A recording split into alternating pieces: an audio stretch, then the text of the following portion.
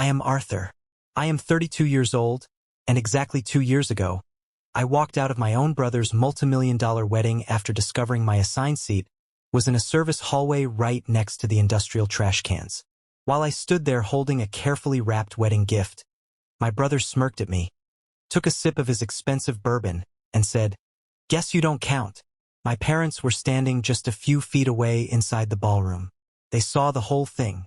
They looked away, pretending not to notice.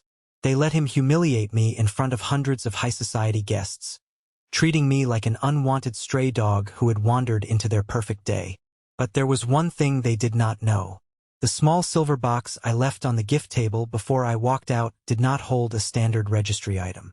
It held a stack of financial statements, offshore bank transfer receipts, and printed text messages that were about to completely obliterate his perfect life. And now, they are the ones constantly calling my phone, begging for my help because they are drowning in a massive lawsuit. Before I tell you exactly what happened in that crystal ballroom, hit that like button if you believe in justice. And do not forget to let me know where you are watching from in the comments. Now let us go back to where it all began. The air in Vermont that morning was sharp, cutting through the thin material of my charcoal suit. It was the kind of crisp, thin autumn air that smells like pine needles and old untouchable money.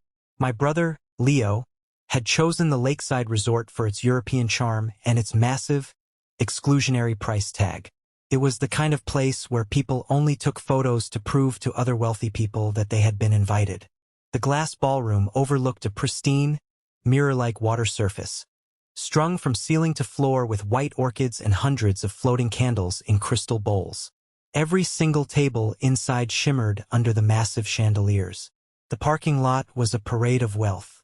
I saw a sleek black Porsche, a vintage Ferrari, and a pristine white Rolls-Royce idling near the entrance.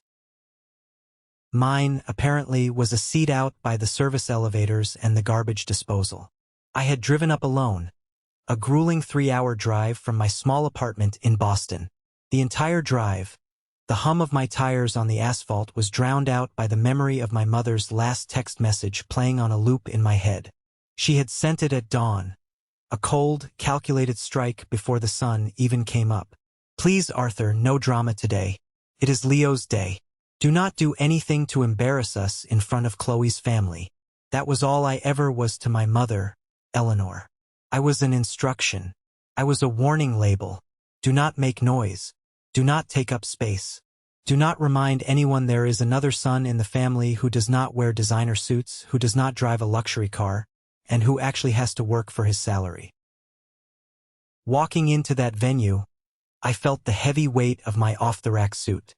I had bought it specifically for this event, spending a good portion of my savings just to look presentable, just to fit into the background of their family photos so I would not be an eyesore. The valet took my beat-up sedan with a barely concealed look of pity, handing me a ticket while the owner of the Rolls-Royce was greeted by name. I tipped him and walked up the grand marble steps. The sounds of a live string quartet drifted through the heavy oak doors.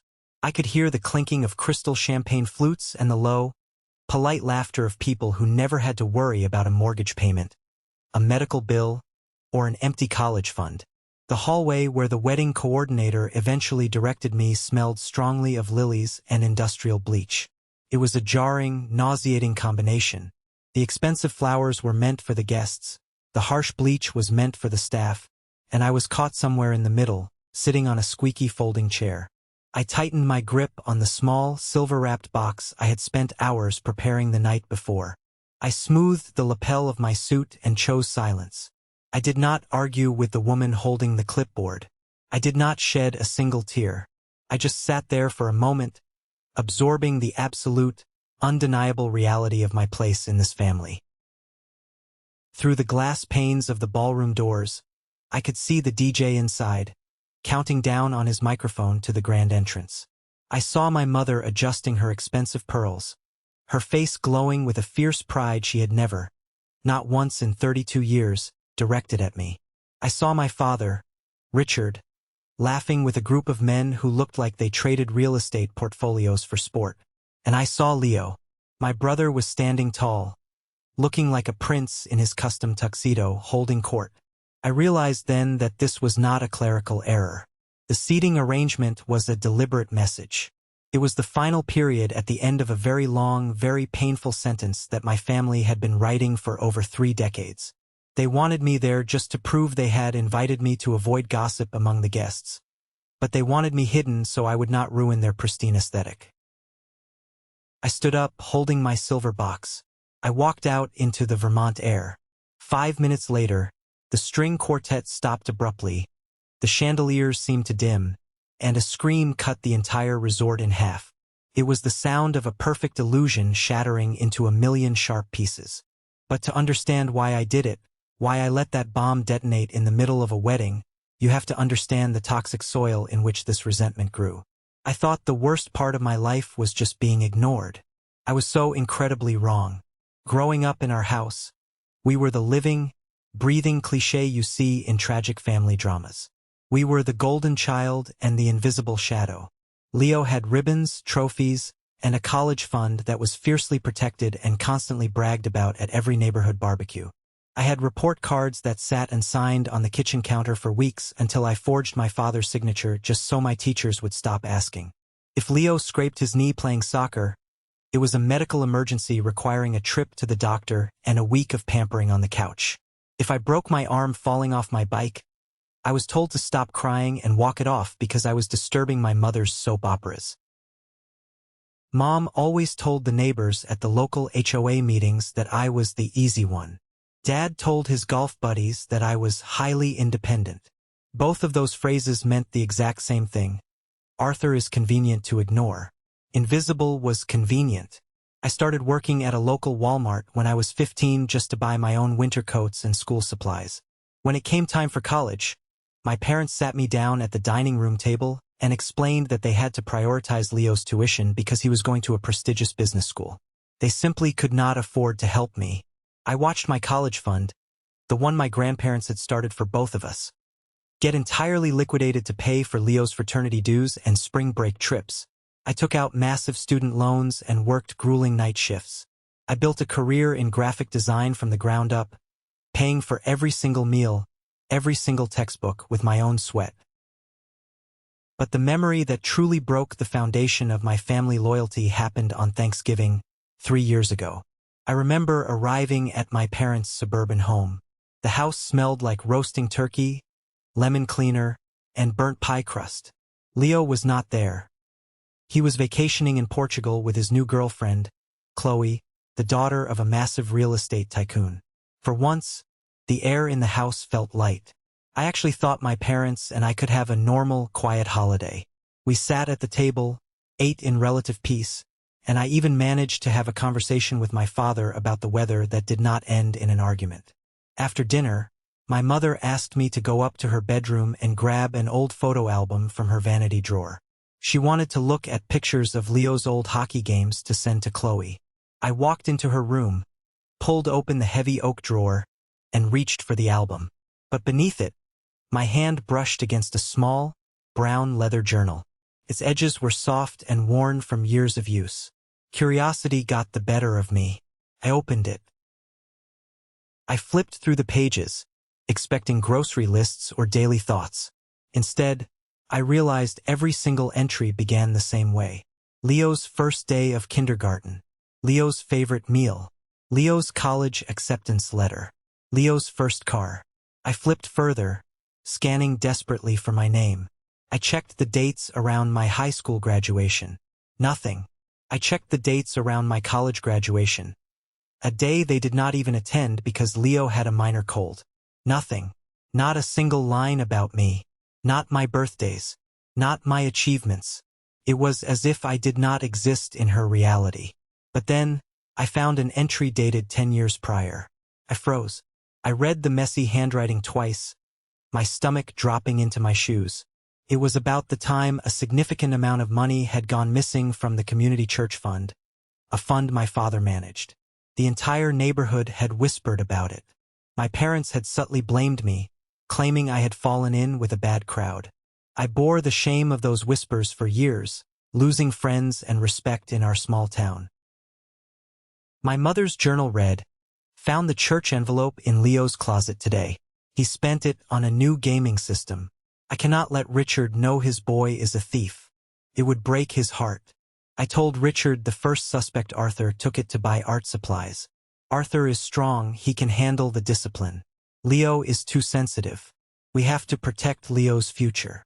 My own mother. She had framed me to protect a thief.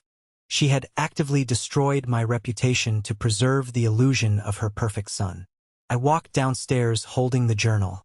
My hands were shaking so hard I could barely grip the leather binding. I walked into the kitchen and dropped it on the granite counter right in front of her. She looked at the book, then looked at me, her expression completely flat. The warmth from the oven felt suffocating. I asked her why. I asked her how she could sleep at night knowing she had branded me a thief to our own father, to our own community. I demanded an explanation for the decade of cold stares I had endured from our neighbors. She did not cry. She did not apologize. She simply wiped her hands on her apron, sighed as if I were a toddler throwing a tantrum, and crossed her arms. You never needed the attention, Arthur. You were always fine. Leo needs us. You always twist things to make yourself the victim. It was a long time ago. Let it go. That night, walking out of their house and driving back to my apartment in the freezing rain, I learned that there are two kinds of forgotten. There is being lost and there is being intentionally erased. My family had chosen the latter. Things only escalated when my Aunt Beatrice got involved. Beatrice was my mother's older sister, a woman who treated emotional manipulation like an Olympic sport. She was wealthy, unmarried, and considered herself the absolute matriarch of our extended family. A few months after the Thanksgiving incident, I was practically forced to attend a family dinner at an upscale steakhouse to celebrate Leo's promotion at Chloe's father's company. Beatrice spent the entire evening talking loudly, making sure the neighboring tables could hear about Leo's upcoming engagement to Chloe. It is a brilliant match, Beatrice declared, swirling her expensive red wine. Chloe's father is the CEO of a massive development firm. Once Leo marries in, his future is secured. That is how you build a legacy. The inheritance alone will guarantee our family's standing for generations. She then turned her sharp, predatory eyes to me. And you, Arthur? Still drawing little pictures on your computer? When are you going to get a real salary? A real career? You know, your mother worries constantly about who will pay for your funeral one day if you keep living paycheck to paycheck. I kept my mouth shut, gripping my fork until my knuckles turned white, and focused on my steak. But later, when I went to the restroom to escape the suffocating atmosphere, I overheard a conversation that made the blood run cold in my veins. Leo was standing in the alcove near the exit, talking on his cell phone to Aunt Beatrice, who had stepped outside for a cigarette. He had stepped away from the table to take her call, not realizing I was walking up behind him. I know the ring was expensive, Aunt B. Leo was saying, his voice low, calculated, and entirely devoid of the charm he showed Chloe. I just need a loan for a few more months. Once I marry Chloe, I will have access to her trust fund. Her dad is already talking about putting me on the board of directors. I will pay you back 10 times over. The girl is sweet, but she is completely clueless. A few fake tears, a few romantic dates, and I am set for life. I just have to secure the inheritance. If she ever catches on, I will just file for divorce and take half the marital assets. I already spoke to a lawyer. I stopped dead in my tracks. He was not marrying Chloe for love. He was running a long con. He was treating a human being like a hostile corporate takeover. I backed away slowly, my heart pounding violently against my ribs. I wanted to warn her. I wanted to scream in the middle of the restaurant. But who would believe me? The bitter, estranged brother who the family already branded a thief? They would just say I was jealous. I needed proof, bulletproof evidence, and I was about to get it from the most unexpected source, plunging me right into the center of a storm I never asked for. The wedding invitation arrived in my mailbox exactly 2 months before the big day. It was printed on heavy, cream-colored cardstock with elegant gold foil lettering. But it was not the invitation that caught my attention. It was the printed insert tucked neatly behind it. It was a list of rules. I read the bullet points standing in my small kitchen. Guests are requested to adhere to a strict dress code. Please refrain from speaking to the photographer unless prompted. Please do not wear any shade of navy blue or black, as to not clash with the groomsmen. And then, written in blue ink at the very bottom, in my mother's unmistakable, sharp handwriting, Arthur, please sit near the back. Do not attempt to give a speech. Do not mention your job. We want this day to be flawless. I stared at the paper. It was a gag order disguised as a wedding invitation. My best friend and business partner, Sarah, was sitting at my kitchen island drinking coffee. She had seen me through the darkest parts of my depression. She took the invitation from my hand, read the handwritten note, and shook her head in disgust. "Do not go, Arthur," Sarah said, her voice full of genuine concern and anger. "They are completely toxic. You do not owe them your presence. They are just going to use you as a prop to show everyone how gracious and inclusive they are, while treating you like garbage behind the scenes." I looked at the gold foil lettering. If I don't go, I prove them right. I become the bitter, estranged brother who couldn't even show up for his family. But if I go, I am doing it on my terms. A week before the wedding, I received a message on my professional design portfolio website. It was an anonymous contact form requesting an urgent meeting at a diner outside the city limits.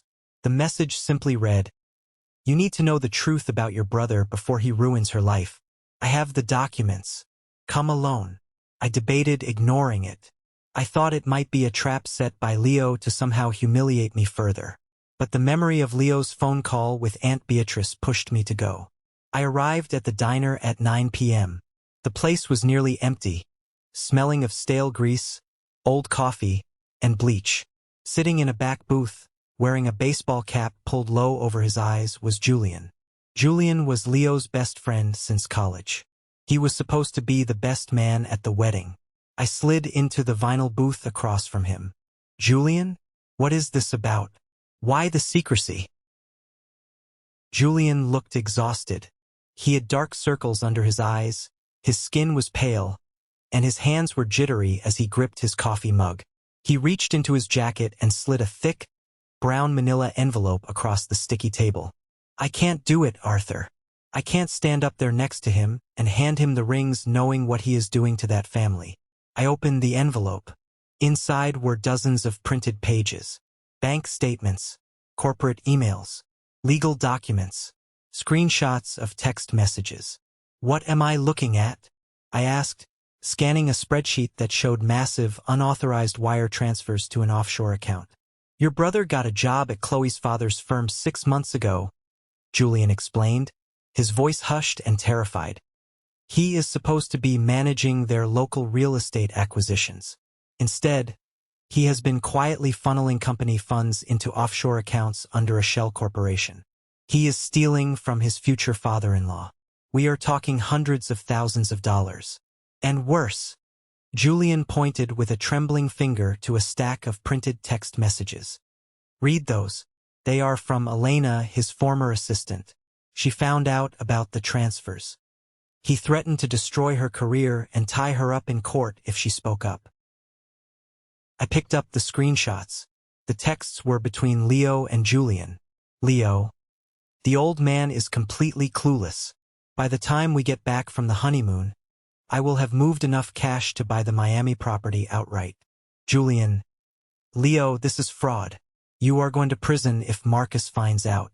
This is a massive lawsuit waiting to happen." Leo, "Marcus is a dinosaur, and Chloe is completely blindly in love. She signs whatever I put in front of her. If things go south, I'll just push for a quick divorce, claim I managed her assets, and take half the marital wealth. My lawyer says it's foolproof. Just smile for the cameras, man." I felt physically sick. My stomach churned. My brother was not just a spoiled golden child. He was a calculating criminal. He was a predator who saw people only as stepping stones or bank accounts. "Why give this to me?" I asked, looking up at Julian. "Why not go to the police? Or take this directly to Marcus?" "Because Leo has a team of corporate lawyers ready to bury anyone who crosses him," Julian said, running a hand over his face in despair. He has already threatened my job. He told me if I backed out of being best man or blew the whistle, he would ruin my reputation in the finance sector and make sure I never worked again. But you have absolutely nothing to lose with him. Your family already hates you. You are already an outcast. You are the only one who can drop this bomb without him ruining your livelihood." He was right. I had absolutely nothing left to lose. My family had already stripped me of my dignity, my childhood, and my reputation. They could not take anything else from me. That night, I drove back to my apartment with the envelope sitting on the passenger seat like a ticking time bomb. I called Sarah immediately. She came over at midnight, and together we spent 6 grueling hours organizing the evidence. We bought a secure USB drive and loaded every single PDF, every bank statement, every real estate document, and every screenshot onto it. Then we printed the most damning text messages, the ones where he openly mocked Chloe, bragged about stealing the money, and detailed his divorce strategy. I found a small, elegant silver box in my closet. It was originally meant to hold a luxury watch I had saved up for but never bought. Instead, I folded the text messages neatly at the bottom. I placed the USB drive carefully on top. Finally, I wrote a note on thick cardstock. My handwriting was neat, deliberate, and entirely devoid of emotion. "Chloe, I am deeply sorry. You deserve a marriage built on love and respect, not a corporate heist. Check the drive. Arthur." I placed the note inside, closed the lid, and tied a perfectly neat silver ribbon around it. Sarah watched me, her arms crossed over her chest, her eyes wide with a mix of fear and awe. "Are you sure about this?" she asked softly. "Once you do this, Arthur, there is no going back. It is the absolute end of your family. The fallout will be biblical." "They ended it a long time ago, Sarah," I replied, staring at the silver box under the harsh kitchen light. "I am just officially signing the paperwork." The drive to the lakeside resort was a blur of autumn leaves and highway lines. I had the silver box resting on the passenger seat next to me. It felt infinitely heavier than it actually was. It felt like 32 years of silenced anger, neglect, and gaslighting condensed into a 6-inch cube. I didn't listen to the radio. The silence in the car was my preparation, a deep breath before plunging into the freezing water. When I finally walked through the grand double doors of the resort, the sheer scale of the event hit me. This was not a wedding. It was a coronation of greed. There were massive swan ice sculptures melting elegantly in the corners. Waiters in pristine white gloves circulated with trays of imported caviar and vintage champagne. The floral arrangements, cascading walls of white roses and orchids, must have cost more than my entire annual salary. The opulence was sickening when I knew it was funded by deceit. I walked toward the ballroom entrance, looking for my name on the massive, gilded seating chart displayed on an ornate wooden easel. I scanned Table 1, where Chloe's powerful family sat. Table 2, reserved for my parents and Aunt Beatrice. Table 10. I scanned all the way down to Table 30. My name was nowhere. Not a single letter. A man with a clipboard and a wireless earpiece stepped into my path. He wore a tight, stressed, overly professional smile. "Can I help you, sir? Are you looking for your table?" "Arthur Hayes," I said evenly, keeping my voice steady. "Brother of the groom." The coordinator, whose gold name tag read Greg, paused. His professional smile faltered for a fraction of a second. He looked down at his clipboard, flipping aggressively past the VIP sections, past the general seating, all the way to the very last page. "Ah, Mr. Hayes. Yes. You are listed under alternative seating." "Alternative seating?" I raised an eyebrow, though I already knew what was coming. "Follow me, please," Greg said, his tone shifting immediately from deferential to slightly dismissive, recognizing that I held no power here. He led me past the glorious glass doors of the ballroom, where the lighting was warm and golden.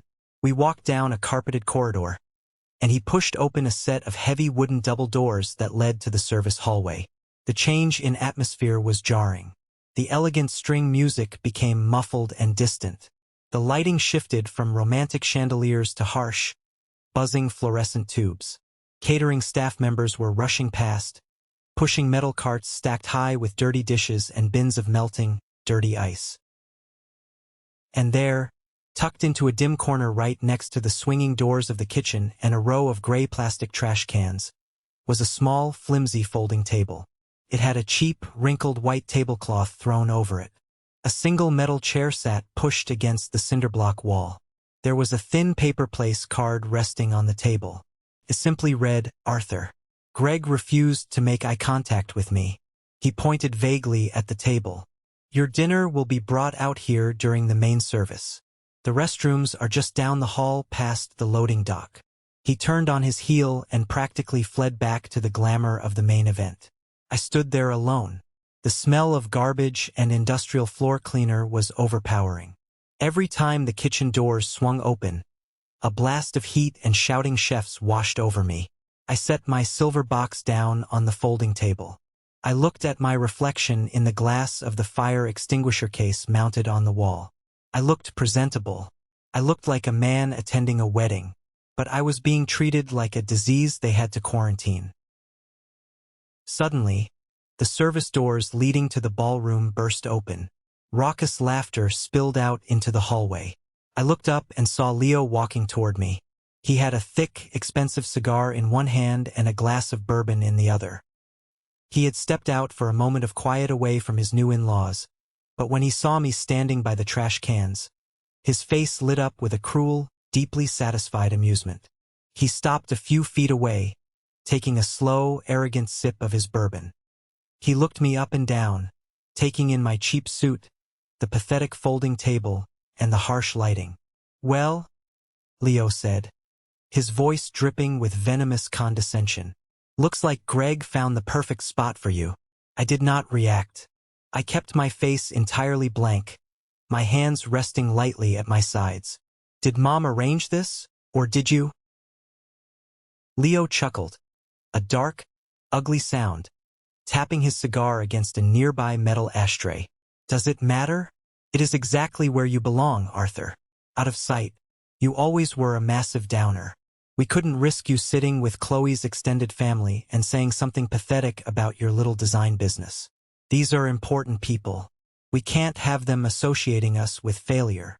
He took a step closer, lowering his voice.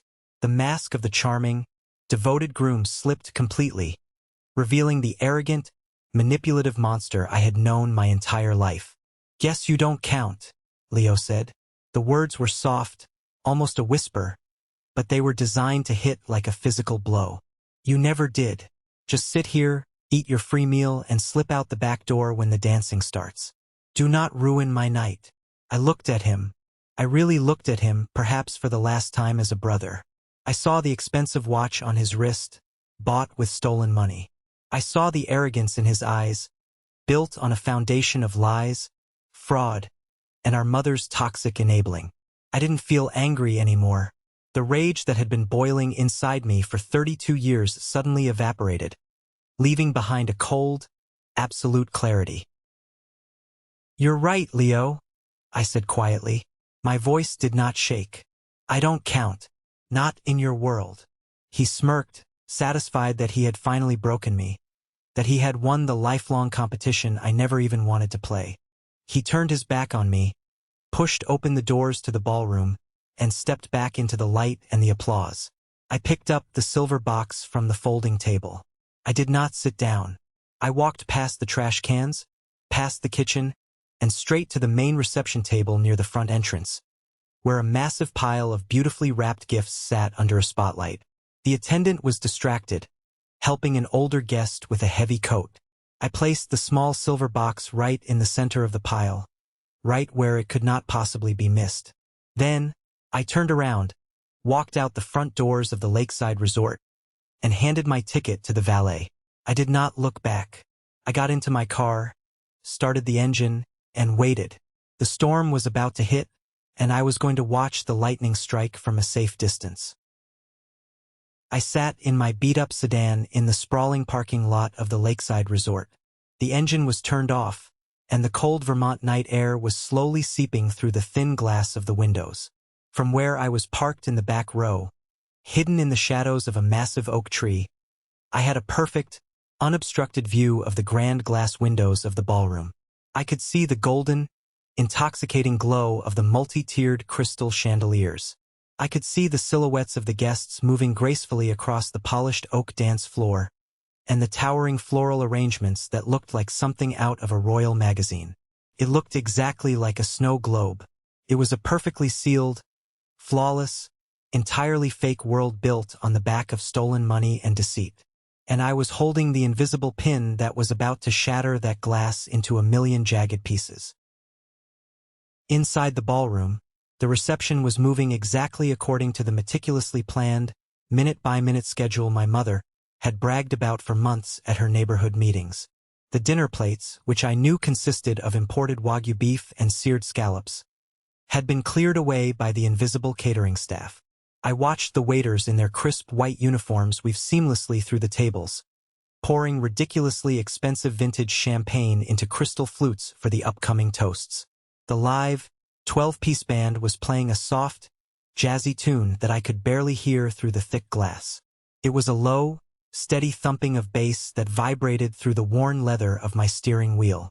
Through the massive floor-to-ceiling windows, I could see Leo and Chloe sitting at the center table, elevated slightly on a dais so everyone could admire them. Leo looked like the absolute king of the world. He was leaning back in his velvet chair, one arm draped casually over the back of Chloe's seat, holding a glass of amber bourbon in his other hand. He was smiling that signature million-dollar smile. It was the exact same smile he used to charm our parents into forgiving his childhood thefts. It was the smile he used to secure his unearned promotion at Chloe's father's commercial real estate firm. It was the smile he flashed right before he stabbed someone in the back and took their wallet. He was so incredibly smug. He genuinely thought he had won. He thought he had successfully hidden his embarrassing, low-income brother away by the trash cans, secured his future inheritance, and pulled off the greatest financial con of his entire life. My parents were seated at the VIP table right next to the newlyweds. My mother, Eleanor, was practically glowing with a radioactive level of pride. She wore a champagne-colored silk dress that probably cost 3 months of my salary. She kept reaching over to touch Chloe's arm, playing the role of the loving, devoted mother-in-law to absolute perfection. She was cementing her new social status. My father, Richard, was deep in conversation with Marcus, Chloe's father. Marcus was a terrifyingly powerful man, the CEO of a multi-million-dollar commercial real estate empire. He was a man who destroyed rival companies for sport and fired people before his morning coffee. My father was laughing too hard at everything Marcus said, desperate to secure his own social standing by association, hoping to get a piece of that lucrative pie. I sat in the dark and watched them celebrate their own arrogance. I gripped the steering wheel, feeling the freezing plastic under my palms. I did not feel sad anymore. I did not feel the crushing, suffocating weight of being the unloved son. I did not feel the sting of the hallway seating. I just felt a deep, chilling, absolute calm. The kind of calm that comes when you realize you no longer owe a single ounce of your loyalty to people who would gladly watch you drown if it meant keeping their shoes dry. Then, the sequence of events I had been waiting for began to unfold. Someone inside handed a sleek, silver microphone to the wedding MC. I saw the guests turn their attention toward the center of the room, their champagne flutes catching the light.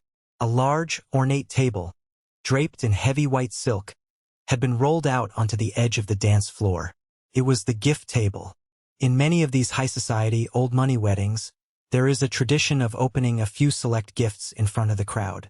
It is usually the most expensive ones, just to show off the wealth of the families involved and to publicly acknowledge the most prominent donors. My mother had specifically requested this to show off the silver and crystal they were expecting from Marcus's billionaire business partners. I saw Chloe step up to the table, her massive, heavily beaded white gown dragging beautifully across the polished wood floor. Leo followed close behind her, playing the part of the doting, supportive groom. He whispered something in her ear, making her laugh brightly. The professional photographer rushed forward, dropping to one knee, snapping rapid-fire pictures of the happy couple as they stood before the mountain of beautifully wrapped boxes. And right there, sitting squarely in the middle of the pile, elevated slightly by the boxes beneath it, was my small, elegant silver box. It caught the light of the chandeliers perfectly. It looked completely harmless. It looked like a luxury watch box, or perhaps the packaging for an expensive piece of custom jewelry. Chloe reached for it first. The shiny silver ribbon must have caught her eye among the sea of gold and white wrapping paper. She picked it up and held it delicately in her hands. The room grew slightly quieter as the guests watched with polite anticipation. The MC made a joke over the microphone, something about good things coming in small packages, which made the wealthy crowd chuckle softly. Chloe pulled the silver ribbon. It fell away smoothly, dropping onto the silk tablecloth. She lifted the lid of the box. From my vantage point in the dark parking lot, separated by glass and 50 yards of manicured lawn, I watched her body language change in a matter of seconds. It was like watching a horrific car crash in slow motion. She did not pull out a Rolex watch. She did not pull out the keys to a luxury vehicle. She pulled out the thick stack of folded, heavy stock papers and the small black USB drive. I saw her brow furrow in deep confusion. She looked down at the handwritten note I had placed right on top. Even from this distance, I knew exactly what she was reading. Chloe, I am deeply sorry.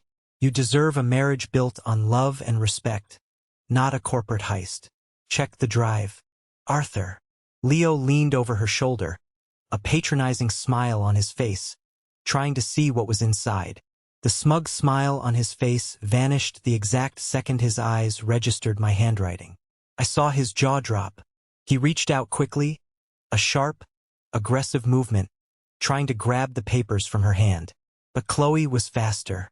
She stepped back, out of his reach, her eyes locked on the documents. She unfolded the first printed page. It was the screenshot of the text message between Leo and his former assistant, Elena. The one where he openly bragged about treating Chloe like a naive bank account, stating he only needed to fake a few tears to get the house and the name. I watched Chloe's face drain of all color.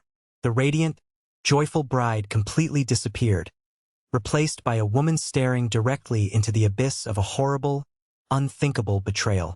Her hands began to tremble. She flipped to the next page. A bank statement showing the unauthorized offshore wire transfers. She flipped to the next page. A corporate email detailing the shell company Leo had secretly set up using her father's resources, planning to siphon off her inheritance. The live band suddenly stopped playing. The violinist lowered his bow. The silence in the ballroom must have been deafening, because even the low bass thumping against my car window ceased entirely. Hundreds of people stood frozen, watching the bride shake violently. Leo panicked. I could see the frantic, terrified energy in his movements. He lunged forward again, shouting something that I couldn't hear, trying to snatch the papers out of Chloe's hands by force. But the aggressive movement caught the attention of the entire room. Hundreds of pairs of eyes were suddenly locked onto the bride and groom, sensing that something had gone terribly, fundamentally wrong. My mother stood up from her table so fast her chair tipped backward and crashed onto the floor. Her hand flew to her mouth. My father looked completely bewildered, his jaw hanging open. But the most important reaction came from Marcus. The CEO did not look confused. He did not look shocked. He looked like an apex predator who had just smelled blood in the water. Marcus set his champagne glass down on the table with a harsh, definitive motion that sloshed the expensive liquid onto the linen. He stood up, buttoned his tailored suit jacket with terrifying calm, and walked onto the dance floor toward his daughter. The trap had officially snapped shut. The golden child was finally going to face the severe, uncompromising consequences of his own actions, and there was absolutely nothing our mother could do to protect him this time. Marcus reached his daughter just as Leo managed to tear one of the printed bank statements out of her hand. But it was too late. The damage was entirely done. Chloe handed the rest of the thick stack directly to her father. Her hands were shaking so violently that a few pages slipped and fluttered to the polished oak floor. I could see the thick black mascara streaking down her face, ruining her perfect, expensive makeup. She backed away from Leo as if he were carrying a deadly disease, seeking refuge behind her father's broad shoulders. Marcus took the papers. He calmly reached into his breast pocket, pulled out his reading glasses, put them on, and looked down at the first financial document. I watched his posture shift entirely. This was a man who built his entire life around reading complex contracts, identifying corporate liabilities, and systematically destroying people who tried to cheat him out of a single dollar. He did not need an hour to understand what he was looking at. He recognized the corporate account numbers. He recognized the offshore routing details in the Cayman Islands. He recognized the exact, staggering amount of money that had been quietly bleeding out of his commercial real estate firm over the last 6 months under Leo's management. Marcus looked up from the papers, took off his glasses, and stared directly at Leo. If looks could physically harm someone, my brother would have been reduced to ashes right there on the dance floor. Leo held his hands up, palms facing outward, his mouth moving a mile a minute. I knew exactly what he was doing. He was deploying his usual pathetic strategy. He was lying through his perfectly capped teeth. He was gaslighting. He was probably telling Marcus that the documents were completely forged, that it was a sick, elaborate joke, that someone was actively trying to frame him.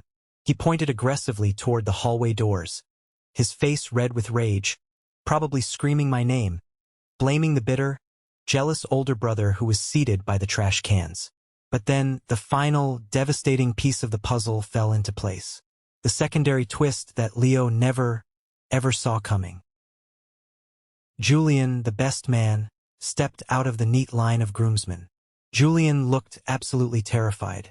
His face was the color of chalk, and he was sweating through his custom tuxedo, but he walked straight up to Marcus. I watched Julian reach into his own jacket and pull out his personal smartphone. He unlocked the screen and handed the device directly to the terrifying CEO. Julian was providing the digital receipts. He was actively showing Marcus the live, scrolling text threads between him and Leo. He was proving beyond a shadow of a doubt that the printed screenshots in the silver box were not forged. He was verifying every single horrible word, every single plot to steal the inheritance and initiate a lucrative divorce later down the line. That was the exact moment the illusion shattered completely and irreparably.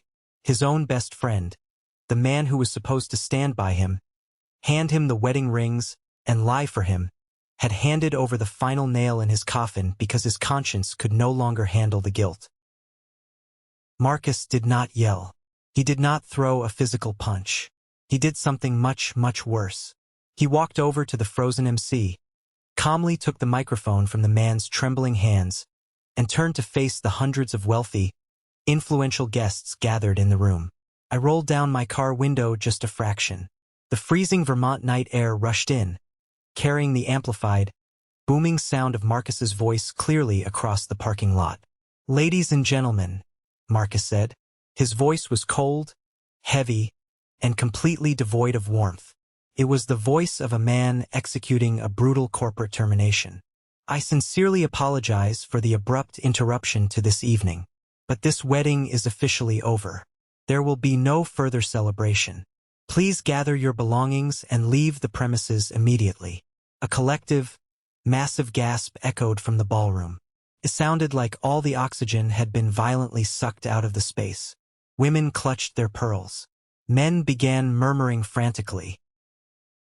"Furthermore," Marcus continued, his voice echoing off the glass walls, ensuring every single person heard him, "Leo Hayes, you are officially terminated from your position at my firm, effective right this second.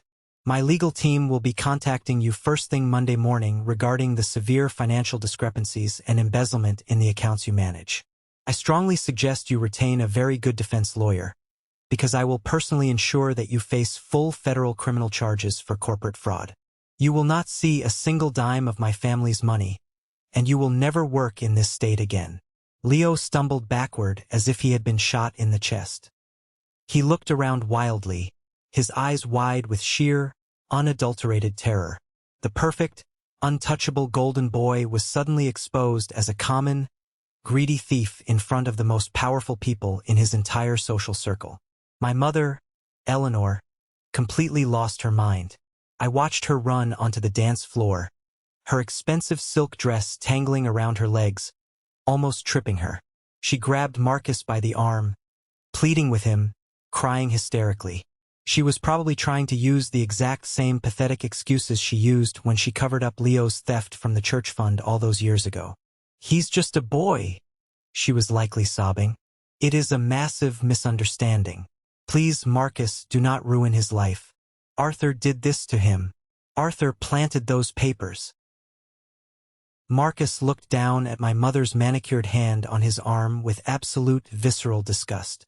He pulled his arm away sharply, leaving her stumbling. He leaned into the microphone one last time. "Eleanor," Marcus said, his voice dripping with absolute venom.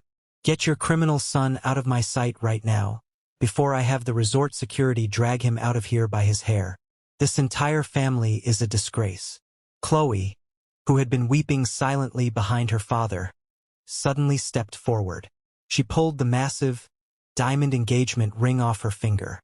She threw it directly at Leo's chest. It hit his tuxedo jacket and bounced onto the polished wood floor, rolling away into the shadows under a table. She turned around and walked out of the ballroom, surrounded by her protective bridesmaids, leaving Leo standing completely alone, utterly exposed, in the center of the room. My father looked like he was going to have a massive heart attack. He stood by the VIP table, staring blankly at the floor, absolutely humiliated to his core.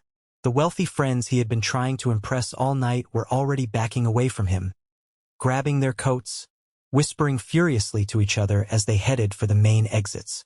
The social standing my parents valued more than their own flesh and blood evaporated into thin air in less than 5 minutes. Let's pause for a moment. Thank you for staying with me this far, you're truly amazing. Please help me by liking the video and commenting the number 1 below so I know you've been here with me until this point. This not only helps more people discover this story, but also lets me know that my experiences mean something to someone. Your support is the greatest motivation for me to keep sharing the rest of this journey. I sat in my cold car, listening to the chaotic symphony of a toxic family finally collapsing under the massive weight of its own lies. I watched horrified guests pour out of the front doors, their faces tight with shock and malicious gossip. Valets were running frantically to retrieve the luxury cars. The beautiful, flawless wedding had turned into a massive crime scene. I rolled up my window, cutting off the noise entirely. I put the car in drive, turned on my headlights, and slowly pulled out of the lakeside resort parking lot. I did not speed. I did not spin my tires. I drove back to Boston with the steady, calm, measured rhythm of a man who had finally paid off a massive, lifelong debt.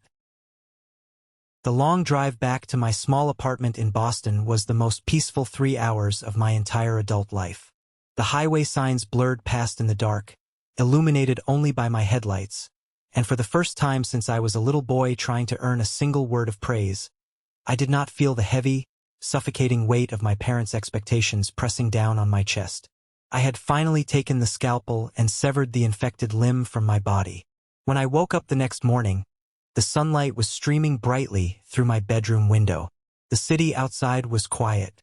I walked into the kitchen, made myself a strong cup of black coffee, and finally looked at my cell phone. I had left it on silent and face down on the counter the entire night. The screen was completely lit up with a barrage of notifications. There were 16 missed calls from my mother. There were 3 missed calls from my father. There were dozens of text messages, a chaotic, unhinged mix of furious demands, threats, and desperate pleading. I opened the first voicemail from my mother. Her voice was shrill, completely frantic. "Arthur, what did you do? What did you do? You ruined your brother's life. Marcus is threatening a massive lawsuit. He took all the corporate accounts away from Leo. They are talking about federal fraud charges. Call me right now, we need to fix this. You need to tell Marcus it was a fake." I deleted it and played the next one, left an hour later. "Arthur, please. You have to tell Marcus that Julian fabricated those documents because he was jealous. You have to tell them it was a prank that went too far. Your father is sick over this. His blood pressure is through the roof. Leo is crying in his hotel room. We are your family. How could you do this to your own blood? They were still doing it. It was absolutely pathological. Even when presented with absolute, undeniable legal proof of Leo's crimes, they still wanted me to fall on the sword. They wanted me to lie to a CEO, risk my own freedom, and play the villain just so the golden child could escape the consequences of his felony. My mother's final text, sent right around sunrise, was the most pathetic of all. Arthur, please answer. I didn't know it was this bad. We didn't know he was doing that. That was the ultimate, unforgivable lie. They always knew. They knew exactly who he was when he stole the church funds and let me take the blame. They knew who he was when he manipulated Aunt Beatrice for money. They chose to be completely blind because seeing the truth meant admitting they had raised a sociopathic monster. I did not reply to a single message. I did not explain myself. I opened my phone settings, selected their contacts, and pressed block. I blocked my mother. I blocked my father. I blocked Leo, Aunt Beatrice, and every single extended family member who had ever looked at me with pity or disdain. I erased them from my digital life just as easily and completely as they had erased me from their family photo albums. 2 full years passed. 2 years of absolute, glorious, uninterrupted silence. In that time, my life transformed in ways I never thought possible. Without the constant emotional drain of my family holding me back, I poured all my energy, late nights, and creativity into my graphic design business. Sarah and I worked tirelessly. We landed a massive corporate branding contract with a tech firm that effectively tripled our revenue overnight. We moved out of our cramped, windowless apartment office and rented a beautiful, sunlit commercial studio space in the heart of the city. I was finally earning a salary that would have made Aunt Beatrice choke on her expensive red wine. More importantly, Sarah and I started dating. We built a relationship on actual mutual respect, trust, and honesty, things I had never experienced in my childhood home. Within 18 months, I bought a ring with my own hard-earned money and asked her to marry me. She said yes. I was genuinely happy. I had built my own table, and I was surrounded by people who actually wanted me to sit at it. We even started looking at real estate, planning to buy our first house together. But toxic roots run incredibly deep, and sometimes they try to break through the concrete one last time when they are starving for nutrients. It was a rainy Tuesday afternoon. I was sitting at my large oak desk in the new studio, reviewing some branding materials on my monitor, when the front door chimed. I didn't look up immediately, assuming it was a courier delivering prints. But when the room stayed eerily quiet, I finally raised my eyes and saw 2 elderly people standing awkwardly in the reception area. It took my brain a full 3 seconds to recognize them. It was my parents, Richard and Eleanor. They looked absolutely terrible. The 2 years had not been kind to them. My father had seemingly aged 10 years.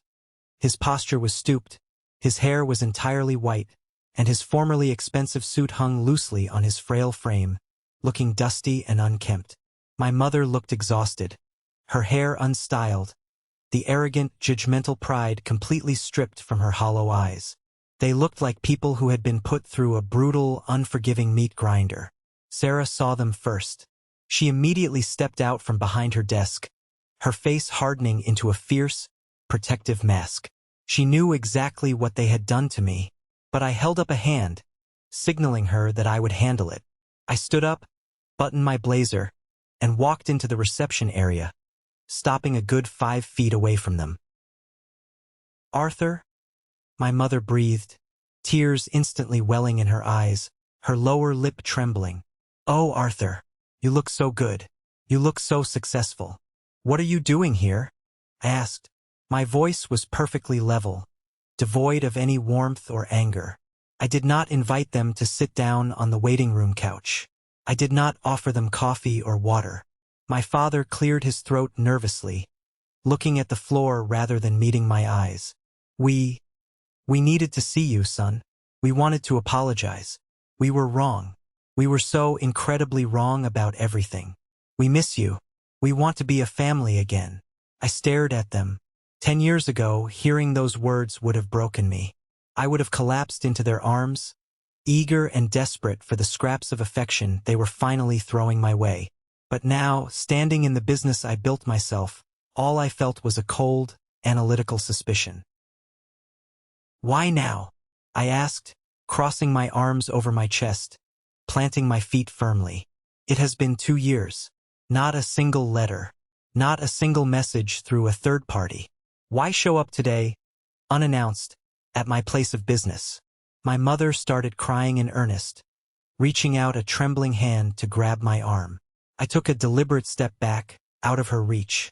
She let her hand fall to her side, looking pathetic. "It's Leo," she sobbed, burying her face in her hands. Marcus didn't just fire him. He filed a massive civil lawsuit and handed all the evidence over to the district attorney. Leo is facing serious federal jail time for embezzlement and corporate fraud. The legal fees have completely drained our retirement accounts. We had to take out a second mortgage on the house just to pay his bail. The college funds, the savings, the inheritance, it is all gone. Everything is gone. The lawyers are demanding a massive retainer to keep him out of prison. And there it was, the ugly, unvarnished, transactional truth. They were not standing in my office because they missed their son. They were not here because they had experienced a sudden, miraculous moral awakening and realized how terribly they had treated me for 3 decades. They were here because they were completely, utterly bankrupt. They were here because the golden child had finally burned their house down to the foundation, and they needed someone to hand them a bucket of water and a blank check. "So," I said, leaning casually against the reception desk, looking down at the 2 strangers who raised me, "you are broke. Leo is going to federal prison. And you looked me up, saw my studio online, saw that my business is doing well, and decided it was the perfect time to play the 'we are family' card. What exactly is the ask here? You want me to dip into my salary to pay for his high-powered defense lawyer? You want me to liquidate my business assets to save your house from foreclosure?" My father flinched as if I had slapped him. He looked up at me with desperate, pleading eyes. "Arthur, please, try to understand. He is your brother. If he goes to federal prison, his life will be completely ruined. He won't survive in there. We just need a loan. Just enough to cover the retainer for a good defense attorney. You have so much now. You have this beautiful office, a thriving business. We can draft a legal contract. We will pay you back, I swear it." I actually laughed. It was a short, sharp, humorless sound that echoed off the high ceilings of the studio and startled both of them. "A contract?" I asked, narrowing my eyes at my father. "You want to sign a contract? Like the college fund that was supposed to be mine, the one you illegally liquidated to pay for his fraternity parties and vacations? Or like the church fund he stole, the one Mom blamed on me to protect his perfect, pristine reputation from the neighbors?" My mother gasped loudly, taking a step back, her face turning pale. You knew about the church fund?" "I found your journal, Mom," I said, my voice dropping to a low, dangerous register that commanded absolute attention. "I found it 3 years ago on Thanksgiving. I read the entry. I know exactly who you are. Both of you. You spent 32 years treating me like an annoying inconvenience. You sent me to sit by the industrial trash cans at his wedding because you were fundamentally ashamed of me. You watched him humiliate me in the hallway, and you did absolutely nothing. You let me take the blame for his crimes so you could keep playing the perfect suburban family.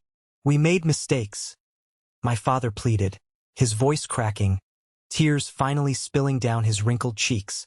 "We were foolish, but family helps family in a crisis. You can't just abandon your own blood when they are drowning."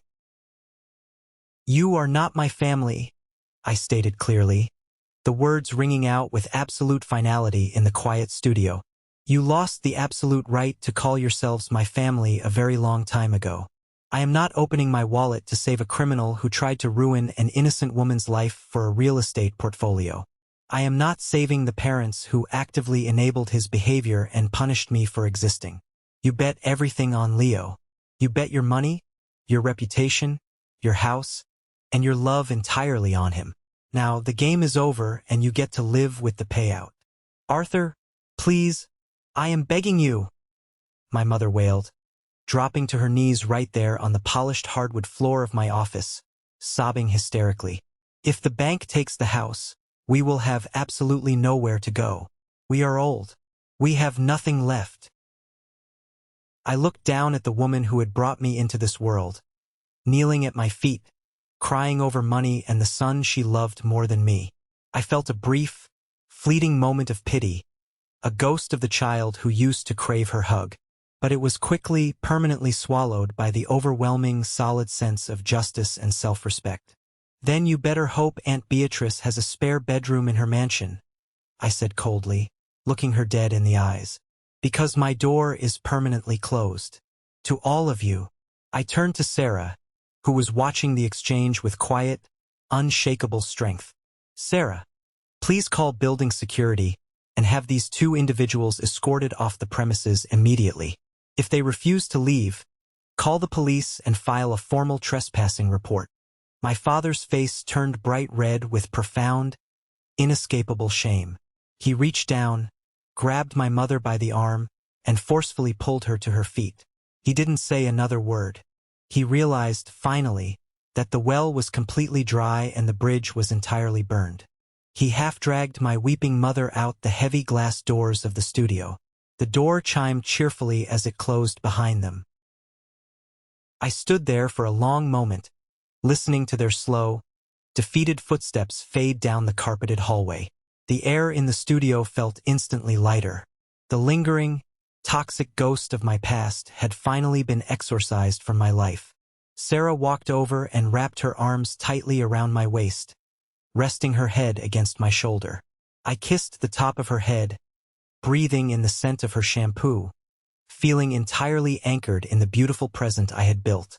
Later that evening, I sat on the back wooden porch of the home Sarah and I had just purchased in the suburbs.